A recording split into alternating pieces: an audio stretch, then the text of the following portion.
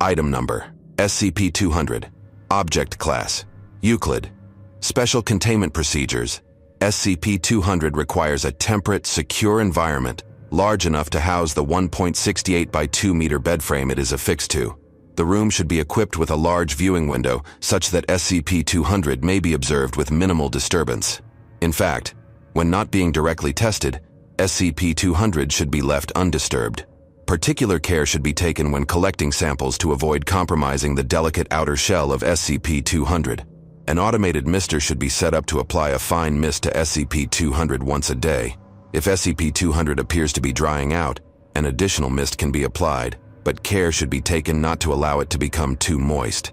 Due to the uncertain nature of SCP-200, the door to its containment area should be kept locked at all times, and direct interaction is restricted to Clearance Level 2 staff as a precaution. Description: SCP-200 is contained within a chrysalis measuring 172.4 centimeters in length from stem to tip, attached to a standard queen-size bed frame and mattress. The chrysalis is a mottled brown in color. An analysis shows it to consist of several layers of silk, woven in such a way as to be coarse to the touch. The silk layers appear to be held together by data expunged.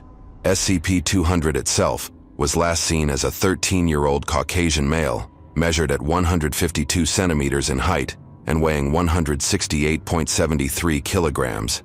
It retreated into its chrysalis on 2000, and researchers have been unable to explain how the child produced the silk to construct its encasement.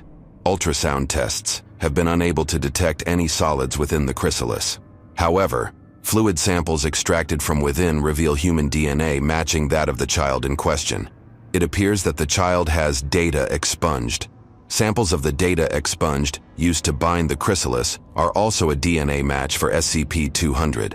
SCP-200 lies dormant a majority of the time, although it may be observed twitching occasionally, particularly if it is startled by sudden contact or a loud noise. However, in its current state, it poses no threat. Notes: SCP-200 was retrieved from USA on 2000, approximately 28 hours after Chrysalis presented. According to medical records, SCP-200 followed a normal pattern of human development until age 12. At this point, the child began to display a voracious appetite and rapidly gained weight over the course of the following year. Dr.